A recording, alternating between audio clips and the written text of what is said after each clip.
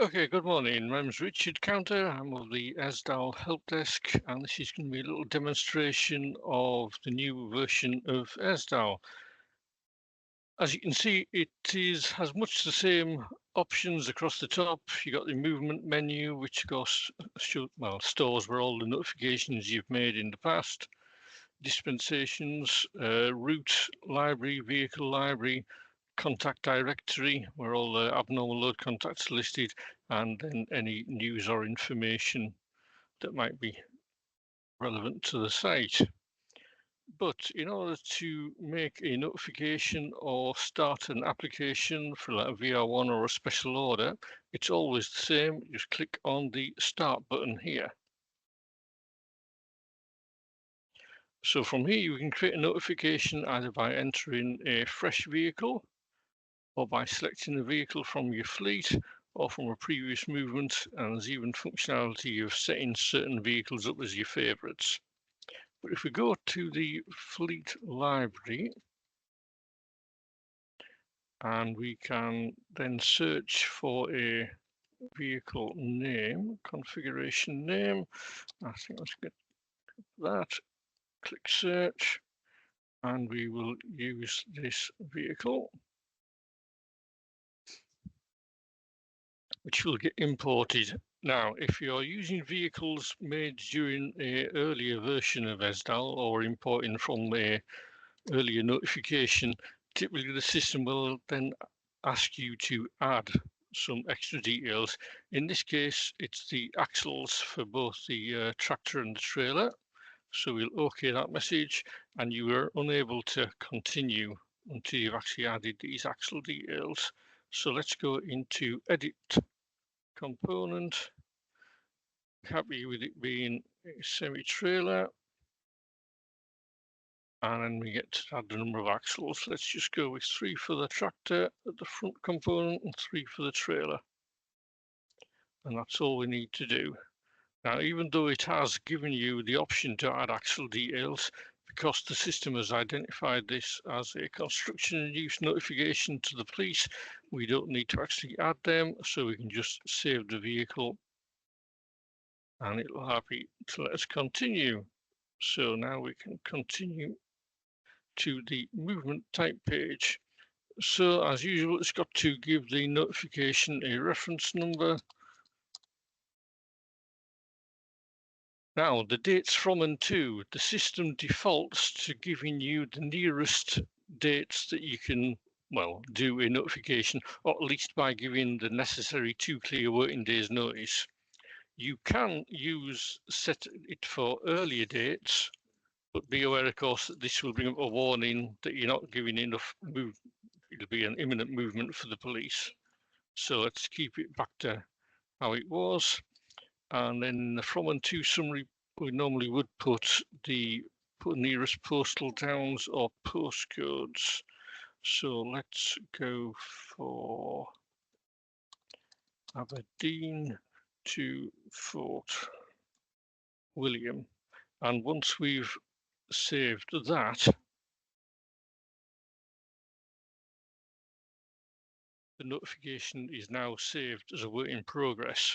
So to see that, just to confirm that's happened, if we go to our movements,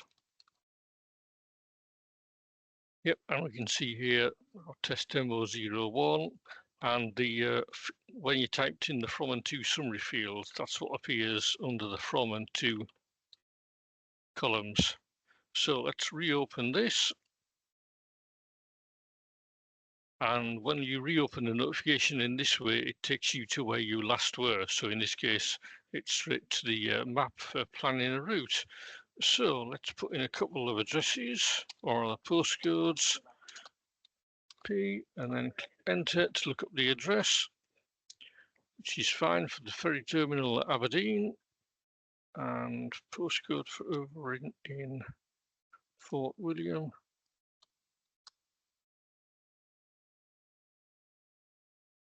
Right, when planning a route, we can, in fact, make the map full screen.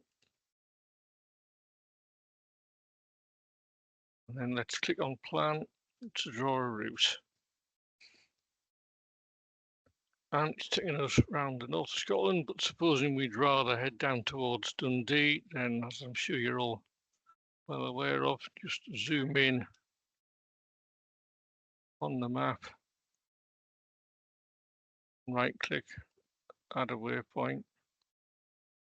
Let's see if the system will take it all the way down to Dundee again. Right click, add a waypoint, and click plan. And this time, once the route's been planned, it then zooms you out to show you the full route. Okay, so we'll reckon to be happy with that. I'll just give it a name.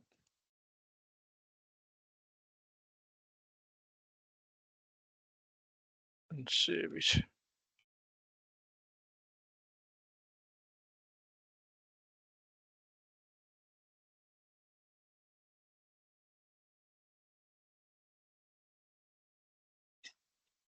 Okay, that has been saved.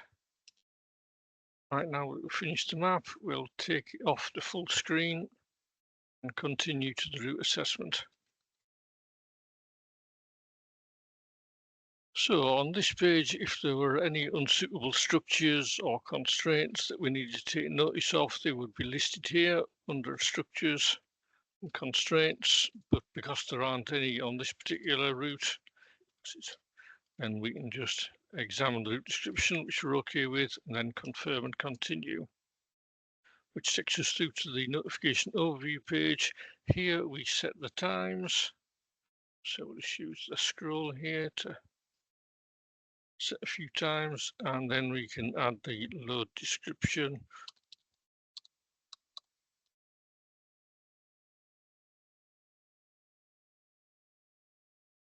Then you can add any notes if needed to, or notes about the escort, and then we just tick this box, tick the button at the bottom here to accept terms and conditions and submit, and that will send the notification.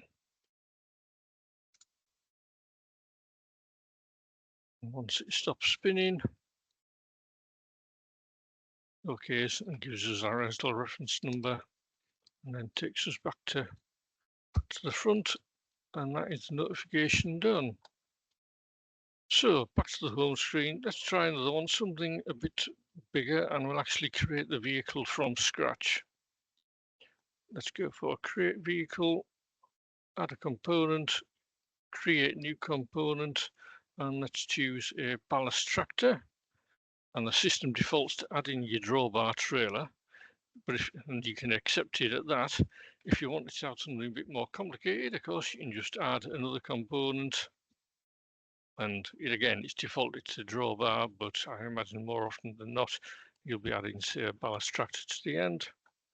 And that's, obviously, you can keep on adding components as required. But for this instance, let's just delete that.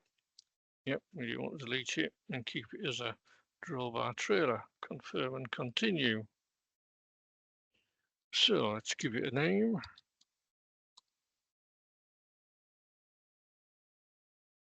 So weight of the heaviest component, in this case, it'll be the drawbar trailer with the load. So let's put 140,000 kilograms. And the gross train weight will include the tractor at the front. So let's make that 184,000 kilograms. Overall length, tractor and trailer. And any projections, let's make that 32 and have 22 for the rigid length, or length of the longest rigid component. Overall width, we'll just keep adding a few values. 4.8 max height. Number of axles, go 4 for the tractor at the front and 10 for the trailer at the rear. Now you'll notice the heaviest axle weight is a required field, but we don't actually have to enter it here, because as you enter the axle details down here, it gets populated by them itself. Let's just add a registration plate. And remember to click the add button. At this stage, of course, if you're not sure which of your tractors it's going to be, you can keep adding multiples. Now let's sort out the tractor first. So component weight, in this case 44 tons. Height, again, just of the tractor unit, and the length, let's put 7, and width, let's go for 2.5, and we enter the axle details. So number of wheels 2, let's have 10,000 for the front, 6, and I just typically just tab my way through the fields to add extra axles, or we could copy from the previous one, but let's just boost this next axle to make it a bit more representative. Then for the trailer, you'll see that quite a few of the values from the actual configuration have been auto added into here, so the height and the length and the width, and we can just then add, let's make them all the same, and then we just click copy all and it fills them all in. Okay, so we're happy with all that, and you'll note at the bottom here that the system has identified this as an STGO Cat 3, 5 days notice to the structure owners and 2 days for the police. Now, just to confirm that the configuration, the algorithm that works out this is working, let's put that up to 42 and rigid length 32, and the system says, yep, that's been updated. And if we scroll down to the bottom, yep, it's because of the length, it recognises it now, it's a special order. So let's just knock that back to as it was. Yep, it updates everything, and we're okay to continue and save.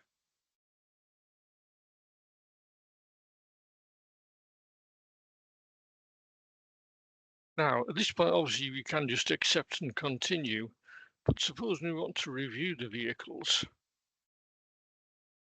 So we can see we've added here, and at this stage here, as well as obviously editing the vehicle, we can also add it to fleet. Let's add that into fleet, but otherwise, yeah, we're happy with that. We can continue. So back to the movement type page, give it a reference.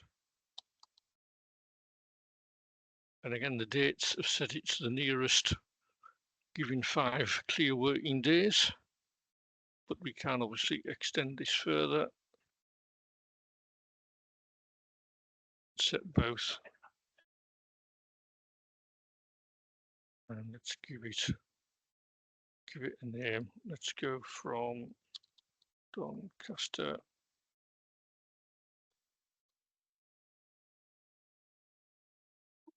type again.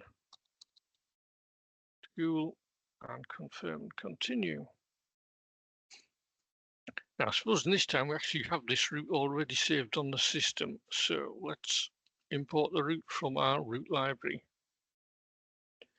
And again, we can search by the route name.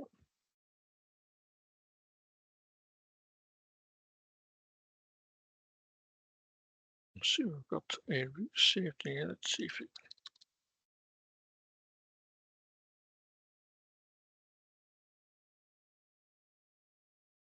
Right, so both these routes were created before the latest update. Try one of these. So the system now is going to make you really check the routes since it was created earlier.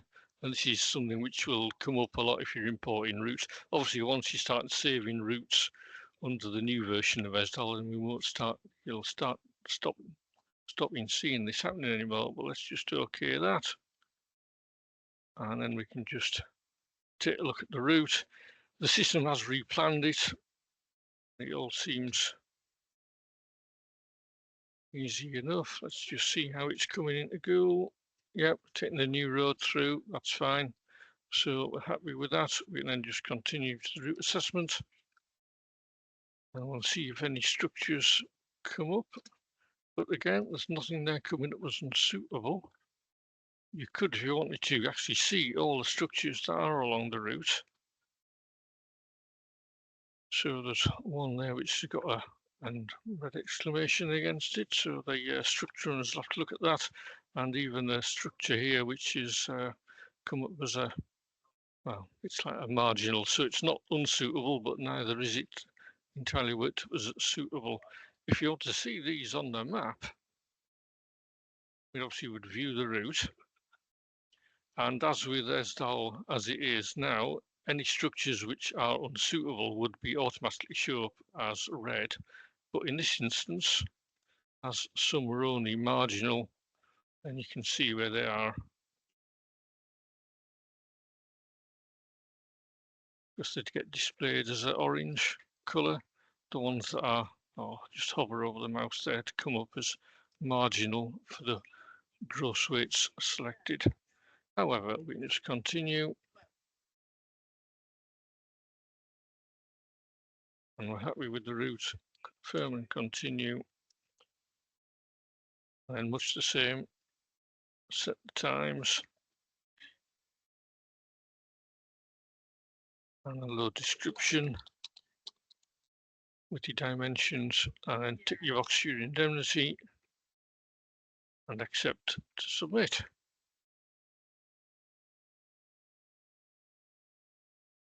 And once it stops spinning,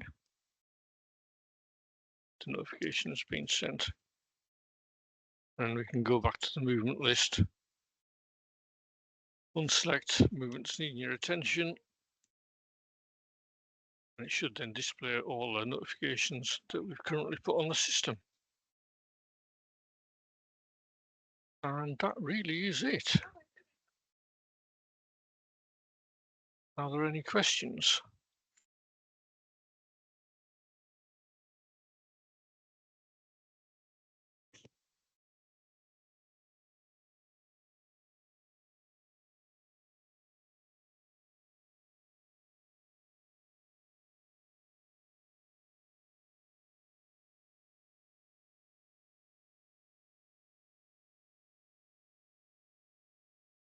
If anybody has any questions, you can type them into the chat.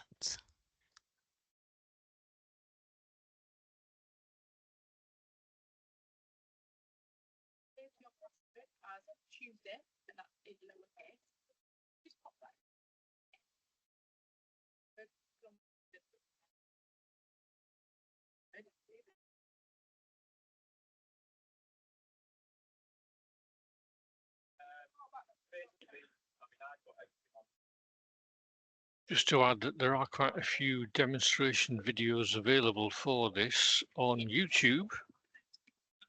But if you find the, let's go to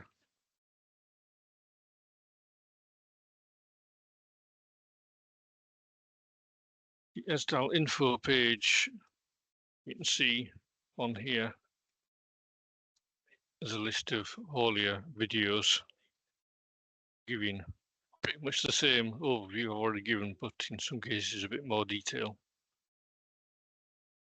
Okay, Richard, Jeremy asks, does it remember annotations when re-notifying? That's a good question. I think we'll have to look that up. I think it does. These be annotations that you've put to previous routes that you're like importing from your route library or from earlier notifications. I believe it does, but I'll have to check on that. Okay, and Neve asks, will the collaboration process from the notified parties still work the same way? Oh yes, yep. Collaborations, yep, we're all the same. So if there were any feedback, I mean, obviously they would generally email you, but again, things would still appear in the collaborations tab.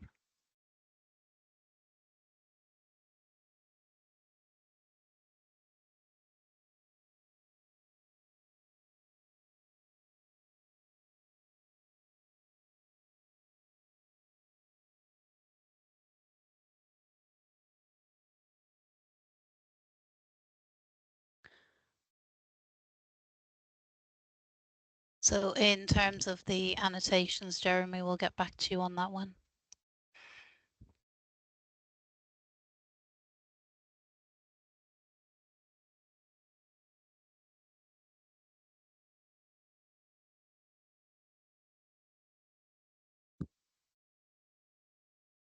Just give it a couple more minutes in case anybody's got any other questions. Otherwise, the help desk will be available obviously between 8 and 6 every day if people have any questions once we go live, but just bear in mind that possibly be quite busy for the first week or so. So go to the ESDAL information portal, look at the frequently asked questions and the videos to get a bit of help.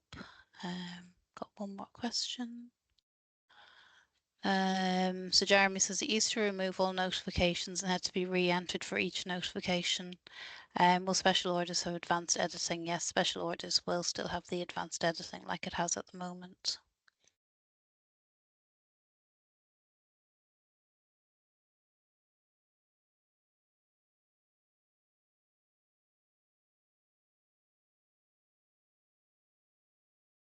Yeah, I believe quite a lot of work has been done on annotations in terms of making sure that they don't have to be re-entered, but yeah, we just need to double check that one.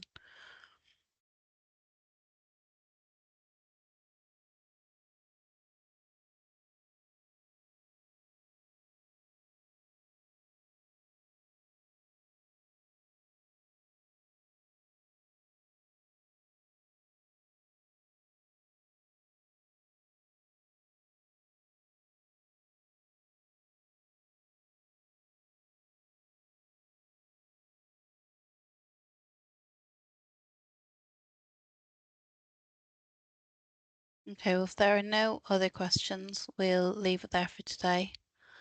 Thank you all very much for joining. Goodbye now. Okay, thanks all. Bye.